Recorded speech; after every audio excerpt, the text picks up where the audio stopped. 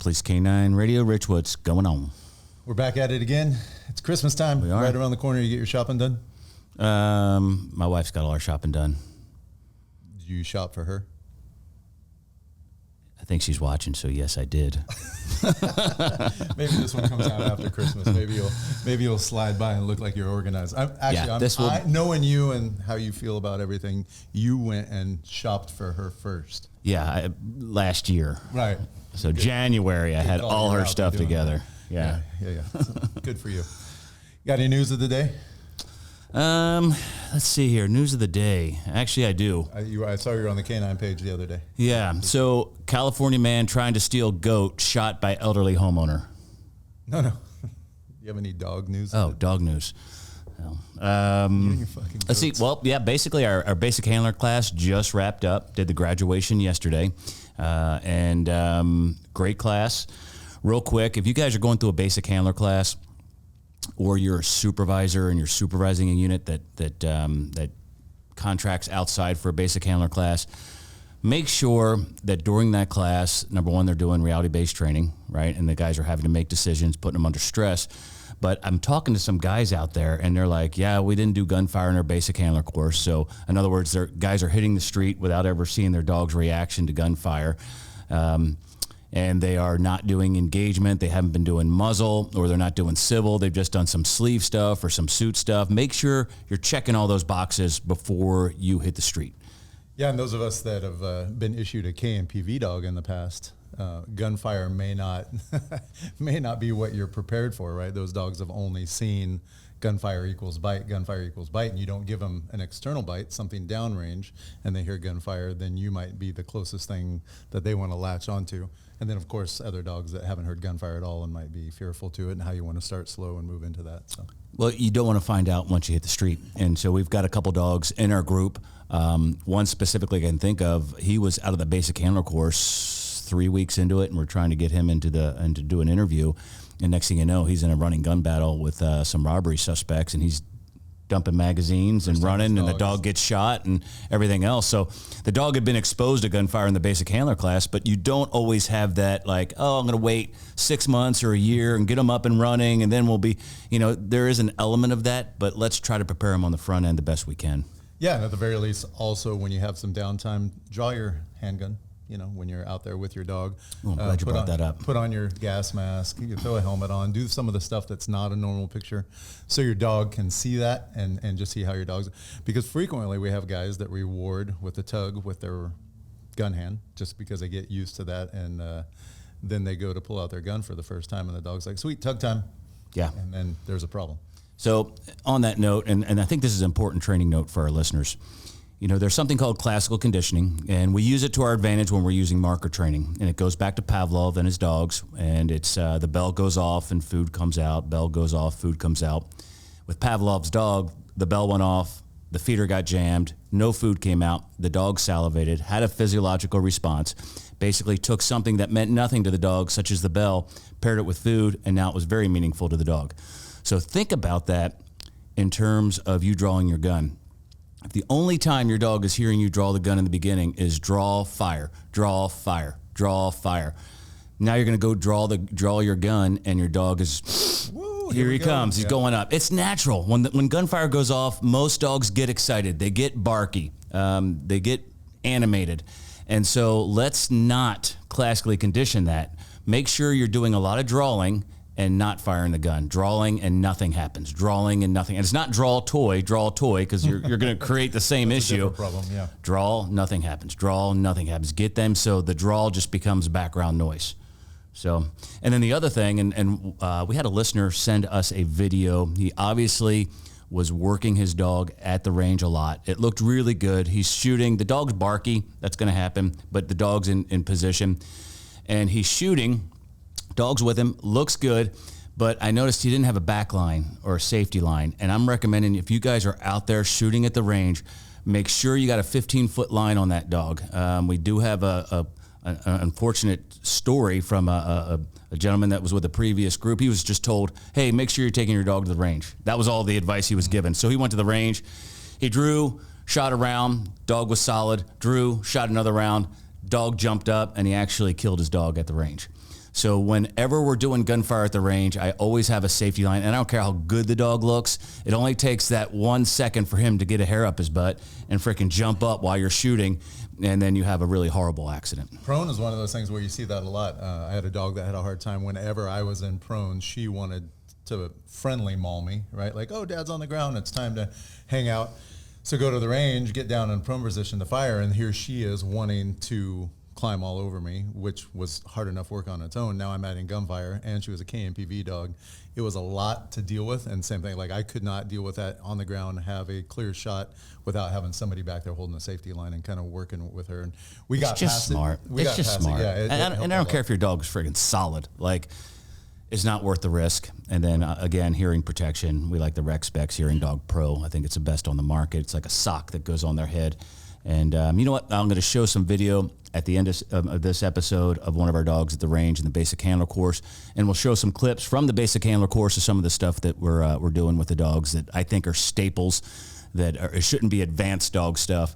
You know, reality-based training, the range, acclimating your dog to you wearing a gas mask if you've been issued one. Like, all of these things are basic.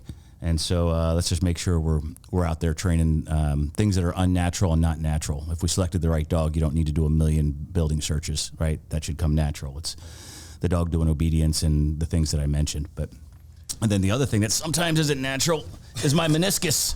And this is why, because I can't stretch that goddamn thing out enough. Can you do that with your left leg? Oh, this one's going to hurt more. No, and this goes back to engagement. Hey, we had Steve Sprouse on last time, and one thing we didn't mention, and you can see this thing actually got some use. This was just from the basic handler course. So I sometimes, because it's hard to hold on to these daggone things, and I think you mentioned it, Rich, like, you know, the dog will bite this, and I'll have this on at the video at the end too. Just all this editing. I just keep adding to it. I'm a glutton. Wizard. Not really. That's the problem. We attach a leash and we wrap it around the knee area, and now Phil, our decoy's got something to hold on to, so when the dog bites it and pulls, which they do, and we have this, like in the video you'll see it's sitting underneath a fence, and he's screaming like he's getting bit.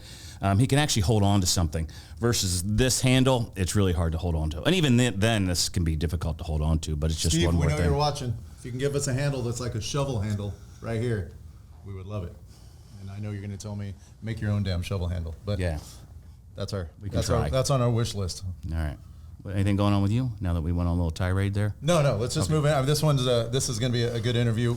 If you guys haven't figured it out already, there's somebody else in the studio with us right now. We're excited. It's been a while. I've known Chris for a bit. We're going to introduce Chris. Chris is a special agent with the United States Forest Service now. Very special. Very, very special. Yeah. And now stationed in Nevada. That's correct. And we're going to let Chris introduce himself and explain to us what he's doing now. And then we're going to talk about some stuff that he's done in the past with his dog, Canine Ice. Thanks, Rich. My name is Chris Magallon, and I am indeed a very special agent with the U.S. Forest Service over actually in Reno, Nevada. Prior to that, I was a canine handler and patrol captain with the Forest Service with our law enforcement division, and I've been with the Forest Service for now about 15 or so years. Awesome. So Chris and I actually trained together back in the Adler Horse days. If you're on the West Coast and you've purchased a dog sometime in the last 20 years, you should probably be somewhat familiar with Adler Horse. So we were in a training group through Adler Horse together at the same time. Got to work with each other, got to see Ice work.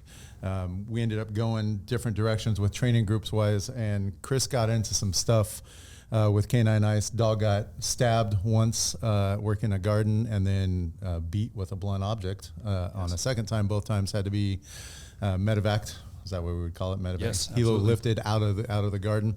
And we're going to talk about some things today to try and help explain, because this is a different world that Gregg and I never worked in. Gardens in the Forest Service land, BLM land, those kind of places are a different creature. Yeah. Very, very remote, very rugged. I think a lot of guys work in the street, especially in California, kind of have that like, marijuana? What's the big deal?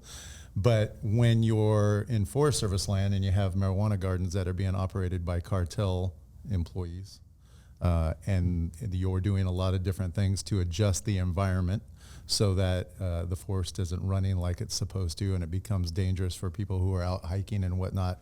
It changes the level of importance of working these gardens. And Chris, first thing I want you to do is explain to us the environment of just like where the gardens are, how you're working them, where your entire work location in the Forest Service and what that looks like to maybe our listeners who are in Kansas and aren't seeing what California, we talk to a lot of people outside of California, and I think there's a thought that we're kind of beaches and palm trees, and that's kind of what makes California, and obviously there's a lot more to it. So if you can explain the work environment, that would be cool. Absolutely. So California is very unique insofar as the geography is very diverse. Within California, there's approximately about 20 million acres, so about 20% of California is actually national forest land. And it's crazy that you think, well, California is LA and San Francisco and Sacramento, very urban areas, but there's still counties in California that don't even have a stoplight. Mm-hmm. And so once you get out of these urban centers, I mean, for example, here in Sacramento, you go 45 minutes out of Sacramento and you can be in the middle of the forest, in the middle of nowhere. In the areas I primarily worked up in Northern California, so around Mendocino County, Humboldt County, Trinity County, as well as Siskiyou County. And these locales, I mean, you could be 2-3 hours from the closest paved road. You could be hours away from the closest hospital, vet as well too. Your backup sometimes for some of us is literally a Coast Guard helicopter from Eureka to come and back you up. It's just can be so remote and so diverse, but also so rugged. I mean, you have very steep hills. You have, mountains to 14,000 feet. Areas we would operate in would be usually between 3,000 to 6,000 feet. Very dense brush, very, huge trees. I mean, it gets really rugged very fast. So based upon the areas that we work in, we have to adapt to be able to work in those environments. There was a Netflix show. What was it? Murder Mountain. Murder Mountain. Murder Mountain. Yes. And that's Mendocino, right? That was northern Mendocino County, yes. Yeah. So for those of you that want to get a better picture of it, I mean, you see some wacky things. Yeah, and sure. With all due respect, some friggin' wacky people way up in those hills that you don't want to be just kind of like meandering through in a patrol car or pulling up solo or some of these areas. I think there's all the disappearances they were having of individuals up there, and they were thinking it was linked to a lot of these grows that are going on up there. You could probably... You obviously know more than I just know from what I saw on the series, but I don't know if you want to comment on any of that. Yeah, insofar as, we usually work marijuana and cannabis cultivation in kind of three primarily ways. One of them is where we have individuals growing marijuana on the National Forest System lands, and we can kind of talk about that. Another area that we have is people that are adjacent. They have private inholdings either within the National Forest or directly adjacent to, but they're impacting the National Forest by stealing water, using water to grow their crop, because each plant takes a considerable amount of water. And the big thing here in California is water. There's not a lot of water around. I mean, for example, here in Sacramento where we're at, the water systems come from our national forests. So the National Forest Service is very tuned with making sure that we provide adequate habitat and adequate resources and protect those resources to make sure that we all can have clean, safe drinking water. Because for a big garden, the way they have to water it is either you're going to put in some piping or you're going to completely divert a creek or something like that, right? Absolutely. Is that a typical way that they would water an area that typically doesn't have water? Usually they would find a spring or they find some kind of creek and dam that up, and then usually have a gravity-fed system, a huge piping network. Sometimes, the ones we have in the middle of the forest, they'll go miles to have water in their little location because they want to be on a nice south-facing slope. So usually there's not a creek in that location, so they usually have to go, a mile or two to get their water. But going back to your question, insofar as that, there is a lot of things that occur on these gardens because the areas are so remote. Everything from, firearms to illegal, the cultivation side, but also human trafficking as well too is a huge thing that kind of goes on, where people think they're getting a job where they're going to work on an organic farm and they end up behind some locked gate, telling inside a box literally, trimming weed for 16, 18 hours a day, and they have no idea. Like, oh, I thought it'd be just some great farm and grow this marijuana and everything be great because it's, quote, legal here in California. Right. But in fact, there's a very dark side to the industry, and I see a lot of that dark side. Can you explain the logistics of how a garden would get set up typically, like a cartel garden, how they're getting people in there, how they're getting their equipment, like you're talking about miles of tubing to be able to water it, I assume some fertilizer, the plants themselves. Like it doesn't seem like a very easy undertaking for the criminals in this situation. It's kind of interesting because it's kind of some background to that. In California, under state law, marijuana cultivation, cannabis cultivation is quasi-legal, still illegal under federal law. Like there's a lot of places here in California where you could go and you could grow a number of plants, and that will be legal under the state system. But for some reason, individuals decide to grow in the middle of the national forest. And they have these very complex systems where they will find a location in the middle of nowhere. They will look for some kind of good aspect, some good slope, insofar as get as much sunlight as they can. They will find a stream, divert the stream, and then they will have individuals that bring in all the stuff. They usually find a spot on the road where they have a centralized location to drop their equipment off and then hike the stuff miles. 2-3 miles is about right. I've done some where they're 8 miles from the closest road. Wow. Insofar as have to hike all that stuff, and they will live there for 3 to 4 months out of the year. So you think if you go camping, you bring all the stuff there to camp there. Well, this is 3 to 4 months. So they bring everything in from little stereos to cooking stoves, sleeping bags, of course. They'll make their own gym equipment. I've seen one where they set up their own poker table, propane tanks, all their foodstuffs. And then on top of that, they have to bring all the things they need to cultivate. One of the things we find is they bring in huge bags of fertilizer. They bring in all their poly hose. They bring in all their instruments that they need, from solo backpacks to spray chemicals onto the plants. And that gets into the part where they bring all the chemicals, pesticides, herbicides. Marijuana doesn't naturally grow in Northern California per se, right? Insofar as they have to protect it from all little animals like the deer that love to eat those little tender leaves, because a lot of the vegetation here in Northern California is very rugged. But marijuana has those very soft, supple leaves, and the deer and the rats love to eat that. And so they have to protect their crop from that, so they used pesticides and herbicides to prevent other crops from growing in, but also use those pesticides to prevent animals from eating their crop. Insofar as some of the chemicals they bring in are banned for use in the United States, they're highly toxic neurotoxics. They're used to kill lions in Africa. And so they bring this substance called carbofuran into it, and that stuff goes into the water systems they use for the plants to protect the plants. So when the animals eat it, they die, right? But also that stuff is in the marijuana. So the marijuana that still grows still has those chemicals in it. And yeah, it gets pretty crazy pretty fast and gets complex very fast. Yeah, that changes. That does change an outlook on it, right? Like, because on the street level, guys are just like, a dude with a dime bag again, or a dude with an eighth of weed. Like, why are we even bothering? I mean, and in California, we're clearly not bothering with that anymore at the street level.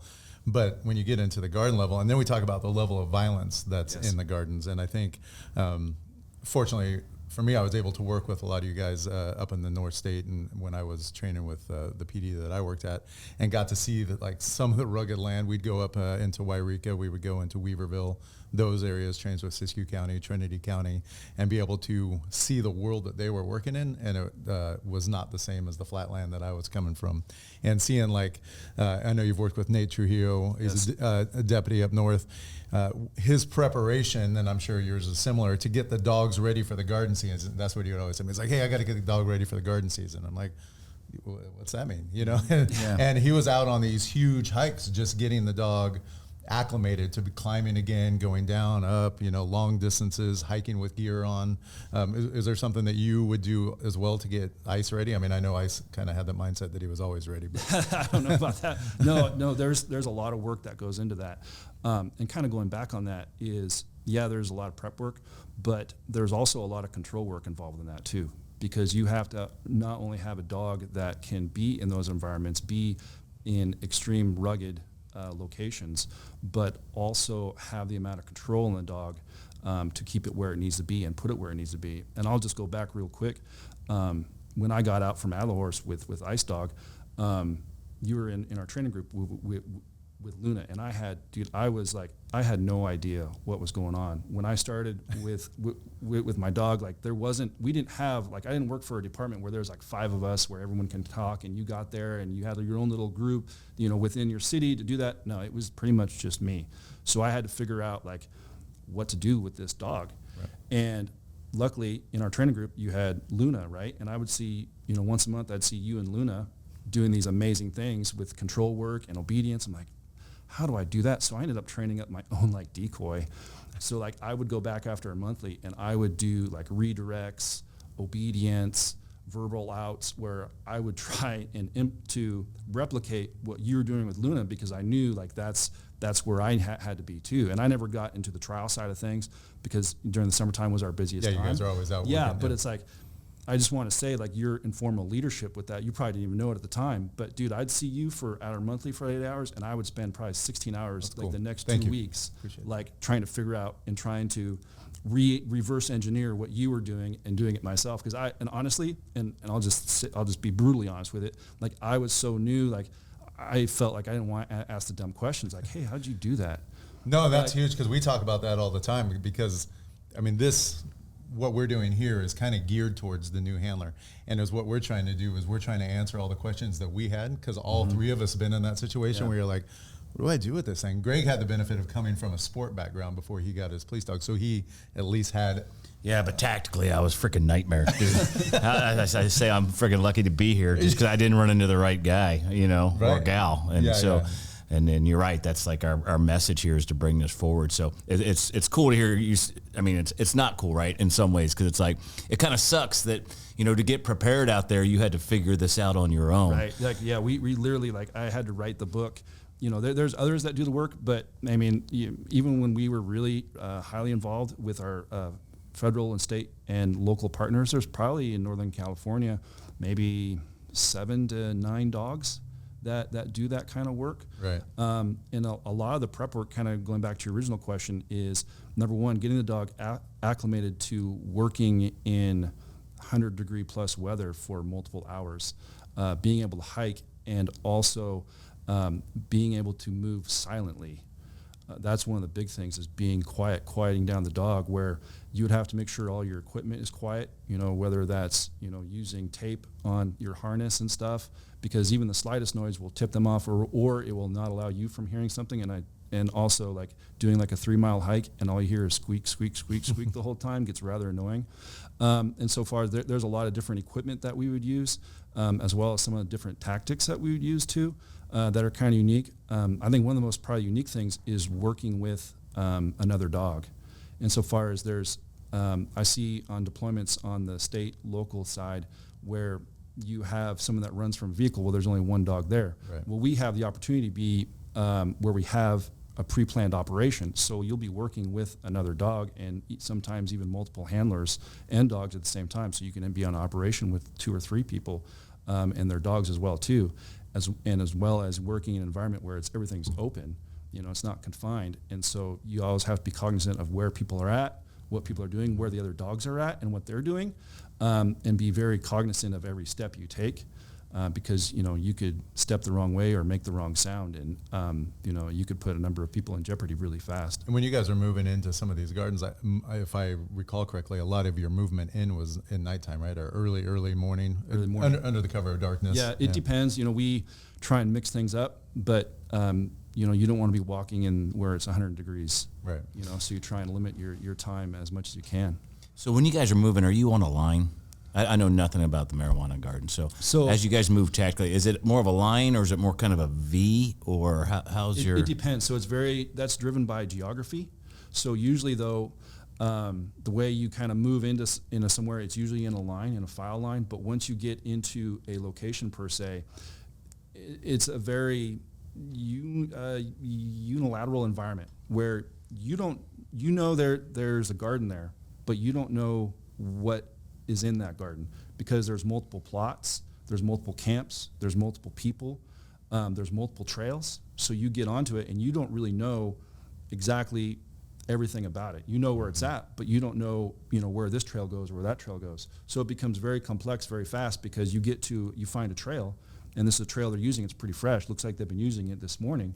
and the footprints are going that way, but that doesn't mean there's guys behind you.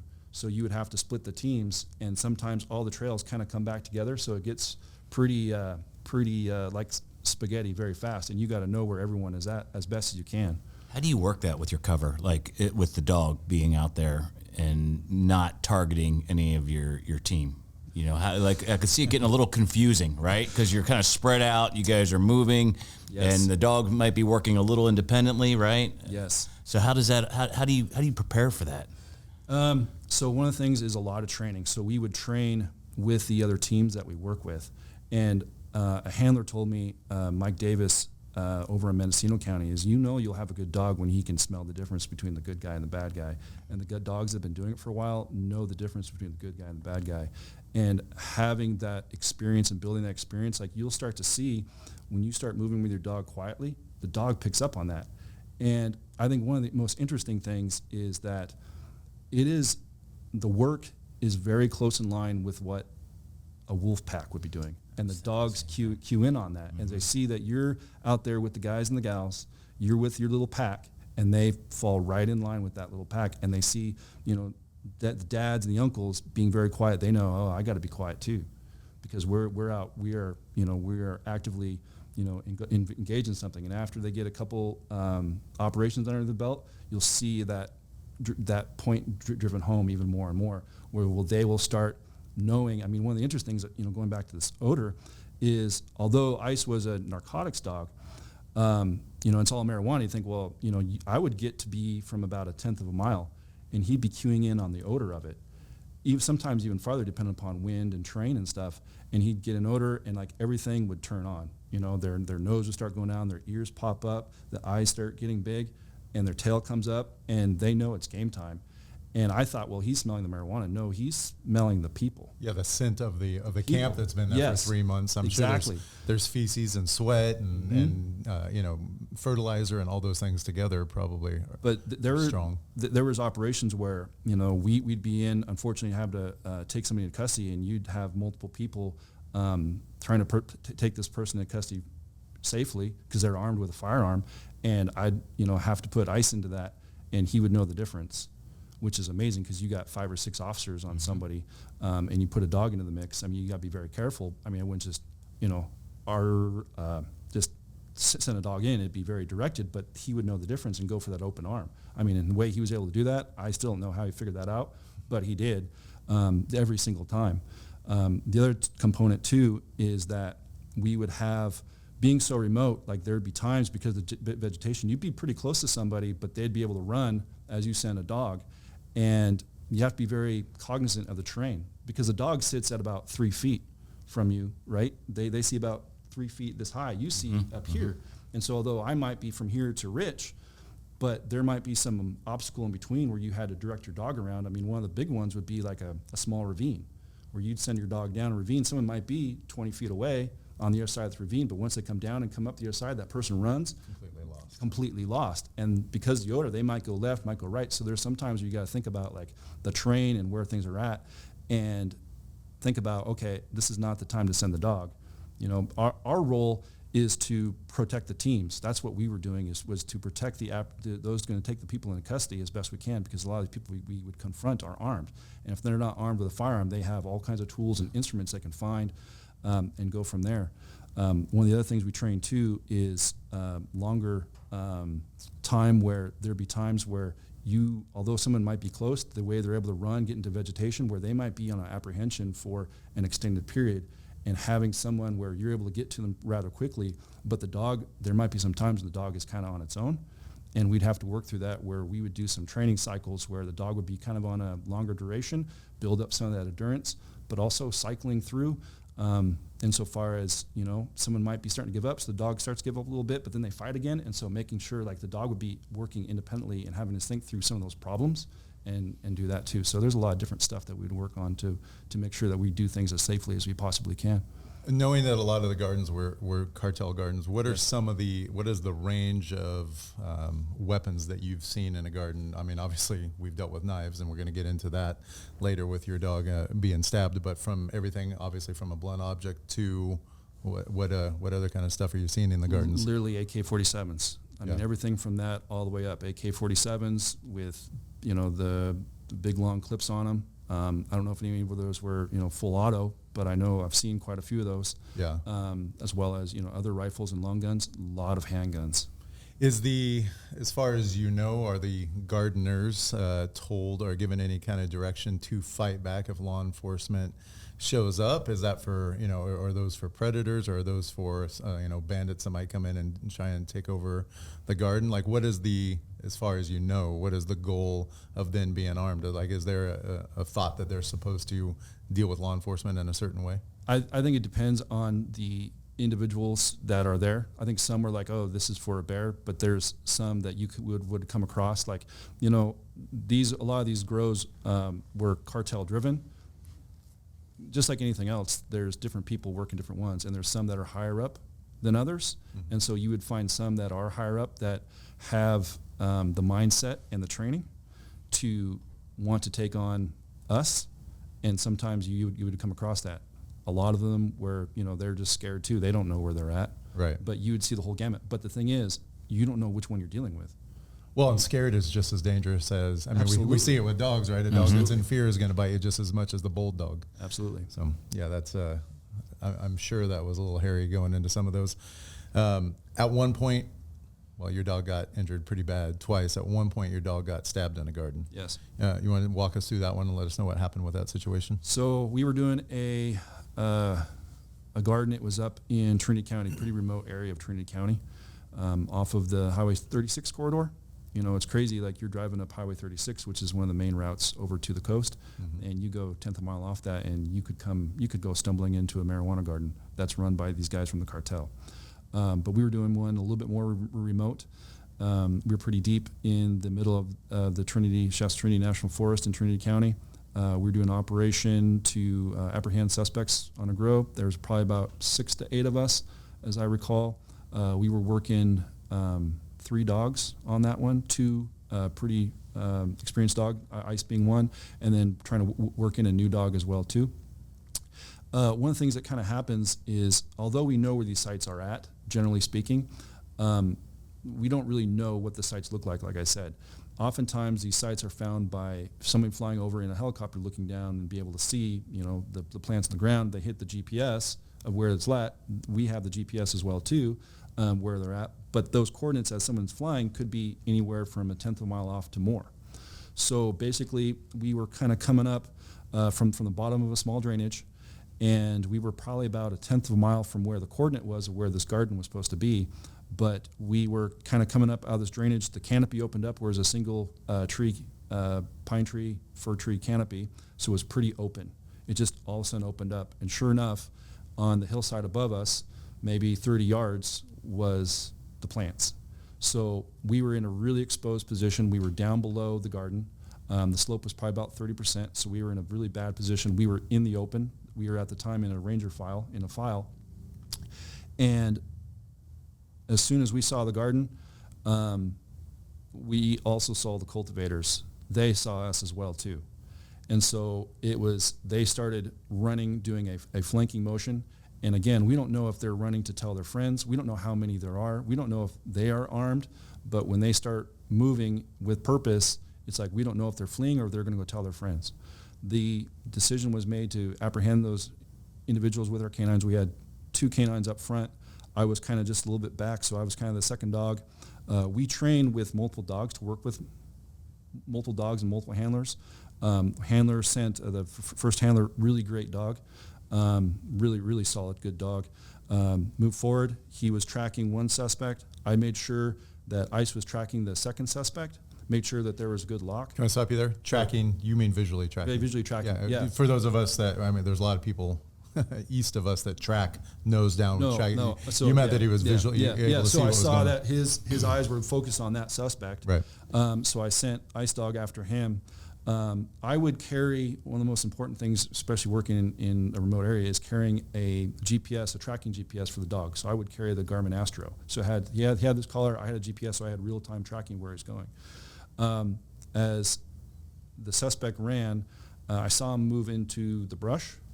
And at that point, I started moving slowly because I didn't want to go running into dense brush and then all of a sudden pop out and the guy's around the corner, So I had to move a little bit slower. I made sure ice was in front of me with my GPS, started moving through the brush. And as I was moving through, the suspect was kind of fighting ice. Ice was on an apprehension on his left arm, and he was down against a tree. The second dog we had as a suspect was fighting with ice. As I was moving closer, trying to get through the brush, the second dog came through. And I heard the handler say, he's coming to you, he's coming to you. And this dog, like, exceptionally good dog, and anything in front of it, it's gonna bite. And I thought for sure it was gonna take me out, but it went right, literally, it went right around me, tagged the suspect on the other side. So Ice Dog was on the suspect's left arm. As the suspect was trying to fight Ice, the other dog came in and took the other suspect's right arm. So as I started moving even closer and closer, the suspect was down in a seated position with one dog on one arm, one dog on the other, and it was back up against a tree. And then exposed his waistband. And so I was clearing his waistband, and I saw that there was a empty knife holster. And it didn't click on me at first. But I was like, okay, good thing that's clear. And as I look at my dog, the way my dog was positioned was back up against his left side and back up against a tree. And I could see blood pooling in Ice Dog's eye, but I thought it was the suspect's blood. Nothing had clicked in my head. And I was like, okay. So I come around to the side of my dog, and I could see his muzzle was completely bleeding, and he was literally pouring out blood out of the side.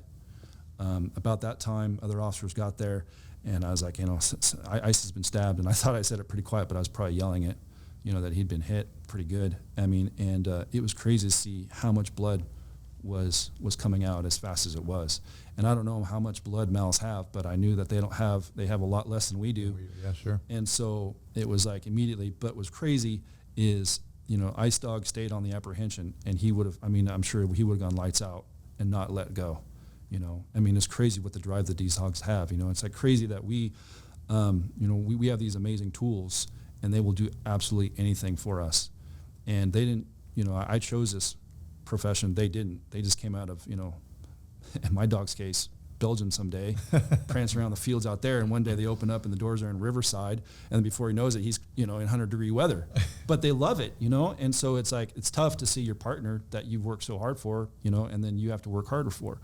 Right. And so immediately, I would carry and I still do, a trauma kit for him and a trauma kit for Ice, and had Quick Clot.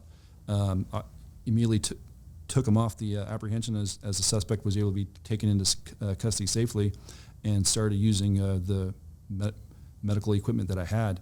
One of the things that really helped me was a couple years before I did the Cover Your Canine with Louise Tully. Yep. Mm-hmm. Yeah. If there's anyone listening, and that's a free class. It's a free class, yep. And they give you a whole kit afterwards too. And I know it's even better than when I did it. They probably give you a lot better kit than I did. But I had that training. Again, I work for the Forest Service. We have some really good training, but our canine program is like we were trying to develop things as we went. So having having to go through a canine trauma course. Luckily, I went through that, and so that made a huge difference of knowing what to do. So I took the Quick Clot, packed that in the wound I best I could, and then took Israeli bandages and bandaged him up. But he was bleeding through. He was bleeding through faster than I could put stuff on. I ran through all my stuff really fast. Both his stuff. Were you even dealing with the facial cuts at that time, or were you just dealing? No, I used the muzzle. I had the canine store muzzle, and I can kind of get in that too. And I put that over his muzzle. It looked like he'd been initially kind of shaved off, like he was on the apprehension, probably in the arm, and the suspect shaved him off, so it looked like it was these lateral sides down his muzzle. And then he took one knife cut to the side that nicked his carotid artery, and then one that came up his shoulder as well too. And then you'll see the picture of the knife is like a kitchen knife, but those two hits the shoulder, he was just bleeding out. And they had those two wounds bisected them, so when the doc had to suture him up, he had to go all the way in there with surgery and put all that back together. Amazing work by Doc Rummett for VCA Asher, but he was bleeding through faster than everything I had, and everything. We had other officers there too, and they're giving up their trauma kits, as fast as they could to get. Something on him, try and slow down the bleeding as best we could. So you're out 3 miles from the nearest road at that point, about? We were about, I think we were a little bit closer. I think we're about 3/4 of a mile from the closest road at that point. And that closest road somewhere off 36. You're not close to anything once you get to the road. Is that Hayfork area? That would be south of Hayfork. South of Hayfork. Yeah, south of Hayfork. Not a lot happening there. Not a lot. Vet-wise. Nothing. No, nothing. So you're taking care of immediate first aid needs. What happens next? Like, how are you getting ICE to care?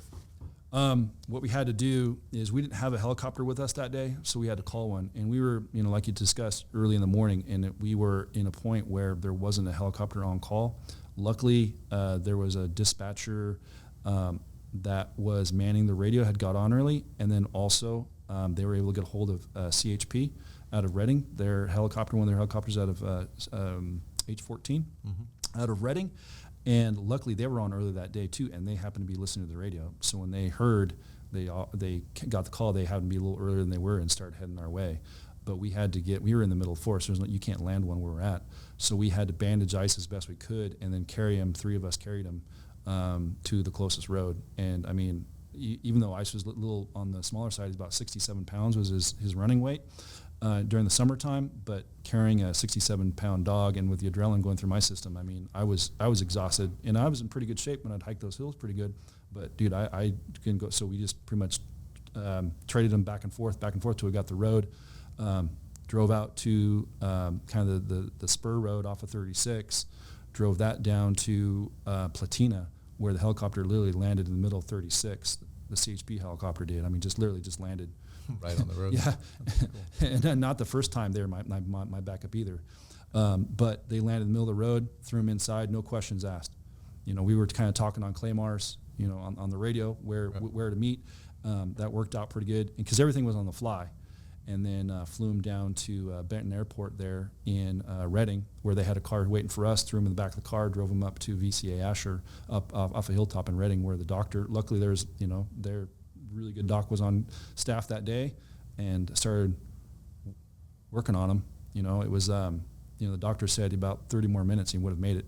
Wow. But I don't know what the timeline was, but it was probably within an hour that we were able to get from the middle of nowhere to Reading. So pretty crazy, pretty harrowing. Did you change after that event? Did you change any of your equipment or your on the medical side or anything else to be more prepared if something like that happened again? Yes, I ended up carrying a lot more on the bandage side, number one, and I carried like a secondary kit, kind of like a tertiary kit more than anything else in my backpack as well too. And then I also ended up putting a little bit more stuff in the car as well too. One of the 2 things I found was, since Iris was hit in the muzzle, and he was bleeding from, they probably have a lot of blood vessels to support their nose and in their snout.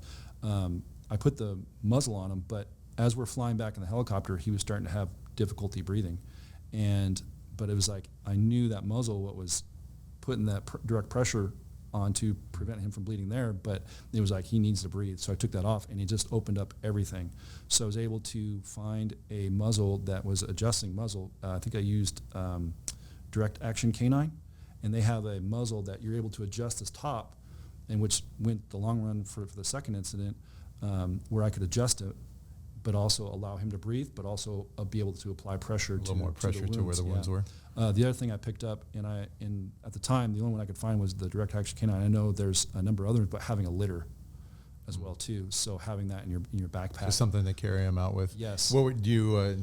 What litter did you end up going with? With the direct action canine. Was that theirs that you were using? Yeah, and I know that the development from those was through probably some really sad stories, and how those were developed, so those really helped me later on, having that equipment, because we didn't. At the time, that was kind of one of the first people that I saw, first groups that were, first companies that were putting that stuff out. Now I know it's probably like Ray Allen puts probably some of. Well, I think that's the downside and the upside of having a lot of dogs over in wartime theaters, right? Is like there's a lot of information that's coming from those dogs that are getting, unfortunately, blown up, shot, and whatnot, and how to get them to safety and medical care as quick as possible. So, like a lot of things that we get on the police side, also on the dog side, we get a lot of things from the military that's out there dealing with that stuff a lot more often than we are. Yeah, so a couple things that just from the training aspect of it. You say you work with multiple dogs. Yes. Are you guys training that with multiple dogs, and how are you accomplishing that? Are you using muzzles, or are you using how's that look? We integrate it like it's a crawl, walk, run. So when you're working with multiple dogs, first we'd start out with just doing obedience with the dogs in the environs with each other, and the dogs would be muzzled. And then we'd get them where the dogs would be closer to each other, and then we'd put them into a down next to each other in a muzzle, of course, and see how they'd interact. Some dogs just won't interact, but a lot of them will, and especially when they kind of know their job, they will. And then from there, you move into doing muzzled work with apprehensions with multiple dogs at the same time. Usually we'd have multiple suspects. We'd start to target, be able to, hey, if you're going to target this person, go after this person. You know, after this decoy, this dog goes after that decoy, and work that in. And then also we would work into, from there, we'd work into the suit where you have the dog unmuzzled, where you would be putting a dog onto multiple people. But also if the scenario were to present itself, which it has, where you unfortunately have to put 2 dogs on one person, where the dogs are able to work together. And so you'd put one dog on, one dog on the other, do it up close, do it with a short lead with a lot of control, and then back that up and use, you know, time and distance, and just like everything else, and work that in. But I think it's one of the most important things to work into is working with another dog, because you never know. I mean, that might happen here any day of the week. And so that's one of the parts that we really kind of got into just by, it wasn't anything that was shown to us, but it's something we had to develop on our own. And that was one of the things you were thanking me earlier. That's one of the things I saw with you guys up there that nobody was doing in the cities, like the municipalities. That wasn't anything that we were doing, multiple dogs in multiple situations. So we started doing that just for control's sake, like Gregg does now. Like we just had training this week, and we had 20-something dogs all out in muzzles, everybody in downs, dogs recalling through those dogs, just to get that security there and the confidence that the dogs, you know, aren't going to try and jump when another dog's moving. But I started doing that with our dogs a lot, and just watching, again, especially being up in the Weaverville area, working in Siskiyou and that, just the land. And I think you were talking about it earlier, having that control, right? Because if your dog's hauling ass in one direction and you know there's a cliff there, but Ice, with his ability, you know, to jump off two-story parking garages, right? He's running towards a cliff, and he's like, I don't care, I've got something in my eyesight. You have to have the control to call him back off of that. Absolutely. So control, even in a wild environment like that, is as necessary, if not maybe even more so necessary than it is in a busy urban environment. Yeah, absolutely. Sure. And even on a patrol standpoint, right? You're searching a backyard, there's a dog in a kennel or behind another fence. Like, your dog should be acclimated enough to be, you know, okay, there's another dog, you recall from them, no big deal, right? Like, they're going to run into other dogs, even if they're not working side by side with another dog. So it's something their dog needs to see. Another training point you mentioned, so the other dog comes out, runs around you. Do you think working with your dogs, you guys, I'm assuming you all have kind of the same kit, you look very similar in your uniform and your gear. Do you think the dogs start recognizing you guys, or do you think it's smell, that they're picking up on the difference when they're working around the team and other handlers and stuff like that? I think it's probably a little more both, where they would see that picture of what the good guy looks like and what the bad guy looks like. And I think that's part of it. And then odor is in that part too, right? And I think, you know, this dog, you know, the other dog that was there that day is a really good dog. And I mean, exceptionally good dog, and I was very thankful for that. And the handler, amazing control on that dog too. But this is a dog that when it would get on somebody, man, it was a like, you didn't want to be on the receiving end. It was like a 90-pound shepherd, and that dog would, do some amazing work and did some amazing patrol work as well too. But yeah, it was one of those dogs where I thought for sure it was going to come in and tag me though. Yeah, well, but it didn't. Went right around. And here's the thing: like, if you guys aren't training in your uniforms, right, you're not reinforcing that. Like, if you're out there in frickin' jeans and your sweatshirt and your tennis shoes with your damn e-collar in the pocket, you know, you're not giving the dog that picture. And so, again, another reason to train in uniform, not just from the being able to access all of your equipment, you know, in a timely manner without having to look down, but just from the dog standpoint, if we're always out there searching, your cover's always in uniform, you're just reinforcing that picture. So, and then you talked about when you were doing the medical triage and you were taking care of the wounds. What did that look like? Did you have to pack the wounds, and did you have what were you carrying on you at the time when that happened? So I had the quick clot gauze, and so luckily at that Cover Your Canine course, they taught you to shove that in as best I could. So I started with that and used a quick clot gauze and shoved that into kind of their knife wounds, so about this wide, but try to shove those as best I could. And from there, I wrapped with put gauze on top of that, and then wrapped with Israeli bandages. and then sink that all down. But he bled right through all that. He did. Yes, and then, he did. So what'd you do then?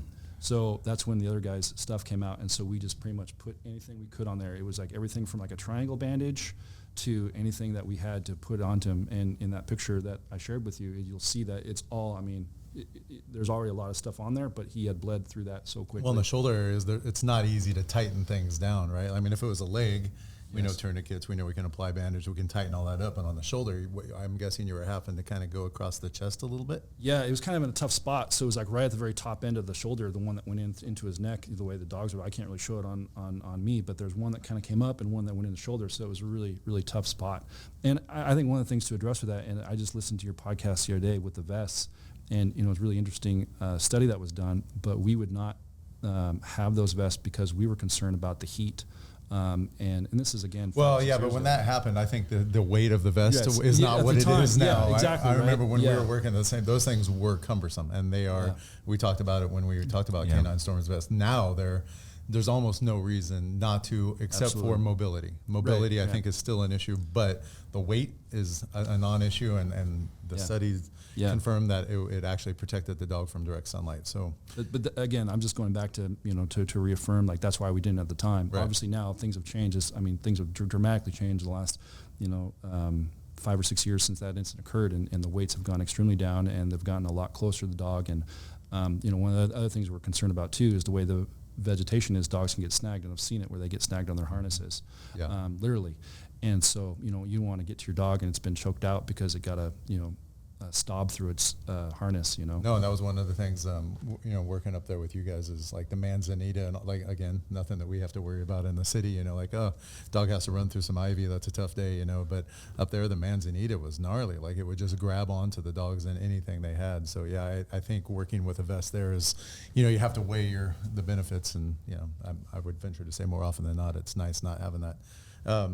We're running close to an hour. I want to bring up. Go ahead. Yeah, and if you're listening to this on our podcast on YouTube, I'm going to have pictures coming up, and you're going to be able to see Canine Ice, who's obviously a freaking warrior, and some of the pictures with you and him, and then some of the photos of the injury, and then some of the medical personnel that was on scene. So if you guys want to get a better picture of exactly the extent of the injuries, when I saw the pictures, I was like, holy crap! Like they're significant, Yes. So good job on your end of stopping that bleeding. And having talked to Dr. Janice Baker previously, she always says, if you guys are going to carry anything medical oriented, gauze and bandage, because that's where our dogs are dying from, stabbings or even gunshots. And the other thing is it sounds like it was pretty obvious to you when you looked and saw that, he's freaking stabbed here and here and the injuries on him. But you'll see a lot of dogs that have been stabbed. You can't tell. Yeah. And, so 2 tips on that. Number 1, if your dog is ever out of sight on an apprehension, which is kind of what happened with you, right? Like all of this happened and you hadn't seen it. So your dog is out of sight. He's in a building. He's around the corner and you get there and you may not even realize that he's injured. So always, after you get your dog off the bite and obviously the suspect secured, run your hands along the dog's body and just kind of do a quick check before you put him in the car. Because if you throw him in the car, and what are our dogs going to do in the car? They're going to freaking dig. They're going to freaking run circles in a marathon and potentially bleed out. Well, it may not even be the suspect too, right? It could hit a fence the wrong way. They could hit, something coming up out of the ground. Like they find ways to hurt themselves. Yeah, we had a dog pierce his chest with a stick. It was a lab, just playing fetch, one of our jail dogs. So a lot of things can happen. And so, and then the other thing is make sure if you're out there working, you don't have to carry a lot of medical equipment. Again, just that gauze. If you're going to carry something, I think she said like $10 worth of gauze and bandages will usually at least help. Obviously in a situation like this, yours was a little extreme. Yes. So it was nice having all that extra medical equipment, and without a doubt, if you hadn't triaged that and if you didn't do that initial medical treatment, he probably wouldn't have made it. No. Yeah. Yeah. The other thing too is like even the small stuff that he gets stabbed, and won't show it because they're kind of in tune to not showing weakness too. So there'll be injuries that they'll which I've seen. Ice broke 3 ribs once, and is this kind of, hey, you're walking kind of fun, but the guy had broke 3 ribs. It's like, it's crazy how I get a cold, I'm done. Yeah, exactly. Yeah, you're down. I'd be down, but man cold. You're down for your corns the other day, weren't you? corns. There's something on your feet. Oh, I saw you limping. I thought you had that corn issue. So you and you and Ice are definitely shit magnets, right? So not only did he get stabbed, but then you sent him on another situation in another garden, and he gets beat with a blunt object. Which it goes back to when we were talking with Janice Baker in that interview. She said the 3 most common injuries are going to be stabbing or shootings, attack with some kind of blunt object, or hit by a car, or heat exhaustion. Yes. And you obviously prepared for the heat side of things, Right. And then you soaked up the other 2. You got the stabbing and the blunt object. Yeah. So run us through the blunt object issue. So very, very kind of similar circumstances to the first one. Insofar as we're going to a grow, this time it was in Siskiyou County off of the Klamath River, off of the 96 corridor. And we had reconned this one. We had walked in and we were able to locate where the camp was at, and like a week before. And then, so we knew where we were going on this one. And so we were going to get off from the road, hike up to where the camp is at, and hopefully locate the suspects and safely take them into custody. But as soon as we stepped off onto their trail, what was a small little trail, like a little footpath, was into something like this wide. So that means, and we're kind of later in the season, which means they're pulling stuff out. So they're harvesting probably most likely on the second time we went in after we had done our recon. And so they were moving a lot more and probably had a lot more people in. So immediately I was like, uh-oh, this is not the same trail I was on. And now it's a freeway. It's not just a little path. And it was very visible from the road. So it's like they were in a point where they don't care. But at the same time, that's the worst time, because they're getting so close to harvest, getting stuff out, getting product out. After spending all that investment, all that time and money, they're getting stuff out. So this is the time that they're going to probably protect what they have and protect their investment. So as we were hiking up the trail, we were not very far from the camp. We were again on right below them, 30 yards away.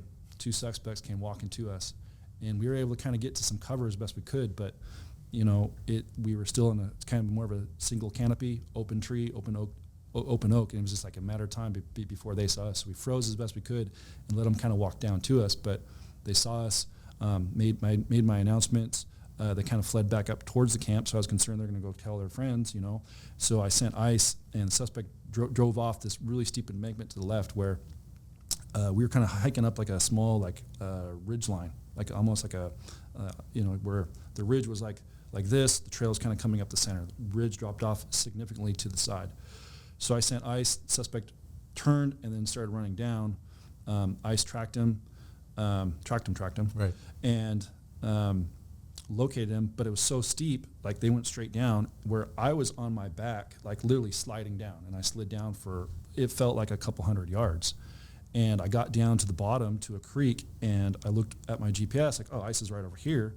And I can see a blue flash, and what I saw was the suspect was taking his shirt and trying to strangle Ice Dog. And I was like, oh, damn. So got to him, approached cautiously, and I immediately saw like he'd been hurt pretty good. His nose was coming out like a stream of blood, like a really good stream of blood. I didn't see any weapons, but some other officers got to me pretty quick. Able to use, he had been hit in the muzzle really good, and then on top of his head. And what was interesting, you just had talked about it, is that the head wounds didn't look that bad, but once they shaved back the hair, they were pretty significant. And I wasn't sure, like, you don't know. I mean, the dog's hit in the head, the dog's still on the apprehension, but he might have significant brain damage. I don't know, because just like the week before, they had put out a kind of a be aware of the people using those spikes. So I thought that was the immediate thought I had, was like, he had spiked my dog a couple of times in the head, dude. And, it's like, damn. So we never found an actual weapon. I think he beat him off with a rock. Is my thought, with like because there's some really sharp shale rocks that you would, really sharp shale, which I think is what he tried to use. And when that didn't work, he went to his shirt. But the suspect, and I wish I could show the photo, but I better not, was like covered in blood, and it was all Ice Dog's blood. I mean, it's crazy how fast those dogs will bleed, the face and especially in the head face and head. Same scenario, but this time I had that muzzle, and the head was really difficult to put a bandage on, but I used the muzzle backing to pull the bandage around, and then put bandage around the gauze on top of the muzzle, put that adjustable muzzle this time on his snout. Luckily for us, and this time the suspect ran pretty close to the road, so we were like less than 30 yards from the road. truck came by, threw him back in the truck, drove him down to our landing zone that we were using down along the Klamath River. You had a helicopter attached to you this time? Yeah, we had a camp ship, Camp Helicopter 500 there this time. They came in 5-10 minutes later, scooped us up. We flew to Medford this time, and it was a 45. It was a long flight, man. That flight felt like forever, and it was cold. But I was like, dude, that doesn't matter, you know. Like I know that guy was flying as fast, just like in for the CHP, man. Those guys. Was Medford at that point closer? So Medford is in Oregon. For those of you that are listening that aren't familiar with California, did you say it was a 45-minute flight? It seemed like about 40-minute flight. Yeah. Yeah. So the closest vet was in another state. Yes. 45 minutes of forced flying. Yes. Essentially, to get to the closest vet. That's how remote the areas are that you're working. We literally landed that helicopter in the parking lot, like 10 feet from the door, man. That's cool. And I assume they were ready. It's kind of badass. We're here. Especially in a 500, because those things are like Ferraris. They're like the Magnum PI helicopters. Yeah, right? yeah. Those little 500s, those little Hughes, those things are like little Ferraris, man. So, yeah. There's like 4 people listening to this that know who Magnum PI is, and 3 of us are in the room right now. that's kind of, that's probably. Yeah, we run into that all the time, man. Brett Smith's listening, and I think Okay, he's so Magnum that'd be PI's 4. uncle. So he's number 4, right? He's number 4. Yeah.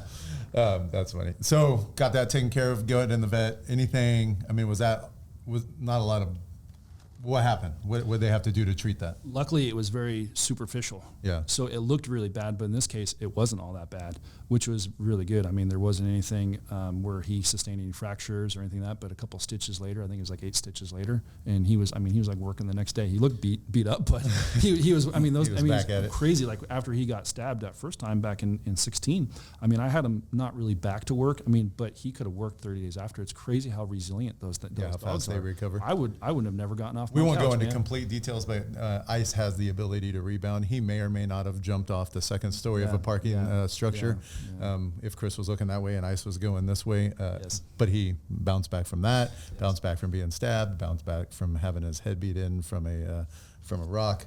Yeah, real quick on that one. So how's that end? So you're sliding down there. The dog, was getting assaulted. He's on the bite. Are you by yourself right then? And how do you complete that arrest? So basically, your safety is paramount, because if you go down, there's nothing you can do. So you have to very safely approach this. Even though the dog's on the apprehension, and you can see your dog's injured, you just can't go running up there because he might have that gun. He assaulted the dog. He's waiting for you to walk up. Yeah. So it's like you have to be very cognizant about what you're doing, using your cover to move up there as slowly as you can. Even though your dog's hurt, and even though your dog might be on the bite, it's like you can't go rushing into that, especially when you're alone. Yeah. So basically, how that worked was.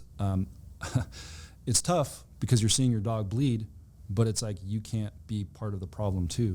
And so moved up cautiously to him. Unfortunately, the way that this worked out was the dog had to be on the apprehension for a little longer, because you can't just take the dog off either, and then you're fighting the suspect as well. Sure, he's not searched. Who knows? Searched, Yeah, what he has on him. So exactly. Basically, we kind of had to wait. I was able to kind of initially take the suspect into custody per se, but I had to wait until someone got there, and it only maybe took 30 seconds to a minute, but that 30 seconds could change everything. So I had to wait until somebody else got there, got the suspect into complete custody, did a quick pat down, then got the dog off. Gotcha. So that's the nuts and bolts of how that works. Yeah, and I think the courts are pretty clear on this, right? It's even the Ninth Circuit is clear on it. Yeah, it's the dog is on the bite until it is, number one, safe to proceed forward and remove the dog from the bite, and compliance, and you need those 2 things. And so, that's one of those things for you guys working alone. You get that luxury a little bit more so of the dog staying on the bite more until, even if you have to cuff them because you're by yourself, versus city guys where maybe there's 3 of us on there, 4 on scene. We're a little quicker to take the dog off because we have cover, but that's a luxury because you working by yourself out there. I mean, the hair on the back of your neck's got to stand up when you're like, shit, I'm in this freaking creek bed here dealing with this guy, and he's obviously got a propensity for violence because he's friggin' using it against your dog. Absolutely. And that's just part of it, man. If someone's willing to do that, they're not going to care about you either, and they don't. No. And so it's like you have to kind of slow down situation as best you can and process it and then work through the problems as they arise versus just rushing into it and trying to take your dog off and trying to do everything because you can't, because that's how you will get yourself hurt really fast and get others hurt very fast because you can't predict what these guys are going to do at all. You got an opportunity to be involved in some stuff. Were you able, after being a handler, to be involved in some of the training that the Forest Service Canine unit had? Like, are you able to have some influence on what's going on so new guys weren't having to learn how you had to learn kind of on the fly? Yes, exactly. So that's a lot what we tailored our training to, was making sure, like, because although there's some others doing the work, I wasn't really interlaced with those at the time when I first started. So it was and it still is very important to me that we relay that information and relay that training and the lessons that we've learned to others. So that's something we've definitely implemented over time. Yes. How many canines Forest Service have across the nation? I think there's maybe like less than 15 right now. How many in California or on the West Coast? Oh gosh, in California, in the West Coast, there's only 3. There's only 2 in California. Wow. Like I was going back, there's 20 million acres in California, so like 20% of California is national forest land. We only have like 100 officers for like 20% of California. That seems slightly understaffed. Yeah. Yes. Yeah. And a big area. I mean, and people from everywhere else besides California is probably like, how can that damn place burn every year? You'd think you'd be out of trees at this point, and obviously there's plenty of forest to go around, and God bless President Trump, but you can't just go sweep up the brush and have it all cleared out there. There's a lot of land that is out there, and it's no easy answer either. Right. And it's like that's National Forest System, U.S. National Forest. I mean, they have a very tough job. The Forest Service does, and it's very difficult because there's a lot of conflicting things going as well too. Like one part you want to cut trees, the other part save the trees. So the Forest Service is a lot of times cut in the middle. Yeah. And then we work for law enforcement. We're in a land management agency. So it's like it's not a law enforcement agency by design. Exactly. Yeah. So it's like we have the same conflicts as well too. So it's very important that we do the right thing every single time as best we can. Well, thank you for being out there. Those of us who live in California, one of the coolest things about living here, because there's a lot that's not cool, but the coolest things about living in California is the geography. I mean, we live in an area where we can get in the car and drive to the ocean, or we can get in the car and drive to the Sierra Nevada mountains. We can go to caves, we can go to volcanoes, we can go to rivers, lakes, and all that. And it's a pretty awesome place to live geographically that keeps us here in spite of politics. So thank you and what for what you do, being out there protecting the forest, and that it is important to a lot of us. Like did you know that there's giant sequoias in Placer County? There's actually a grove of 4 of them in Placer County. Really? On the Tahoe National Forest. Yes, sir. There we go. Yeah. That'll give you something to look for. Yeah.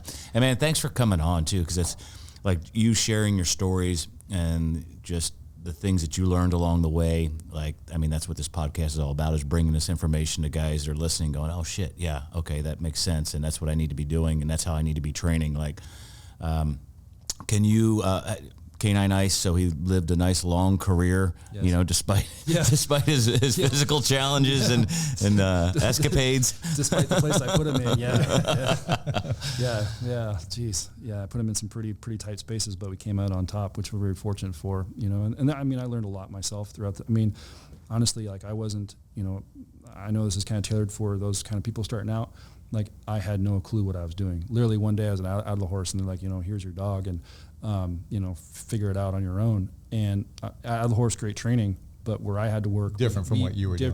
Different, right? I mean, those folks down at the horse do an amazing job, but it's like we had something completely different to do, and we kind of had to create the book ourselves. And there's still people still doing the job that Ice and I did, but it's very, very gratifying. But yeah, Ice made it through. He retired back at the end of 2020. And then, unfortunately, though, I had to put him down at the beginning of this last year, back in January. Toughest things I ever had to do. Sure. Yeah. And he was how old? He was 12. He was about to turn 13. Yeah, it's a great life. Yeah, that he lived through what he did. Yeah. Yeah. Got you home safe. Yes, he did. If anybody out there in the canine world has some questions for you, is there a place that you can send them where you're not going to be bothered on your personal cell phone or anything? Do you have an email or anything that you can throw out there if somebody wants to reach out to you? Yeah, definitely my work email, Christopher.Magallon, so my last name, so first name, last name, Christopher.Magallon at USDA, United States Department of Agriculture, so .gov. So. Cool, and we'll put that on the show notes. Chris, thank you very, very much. Thank you. We really appreciate having you on. Thanks, brother. Thank you, sir. Yeah. In the meantime, train hard. be safe.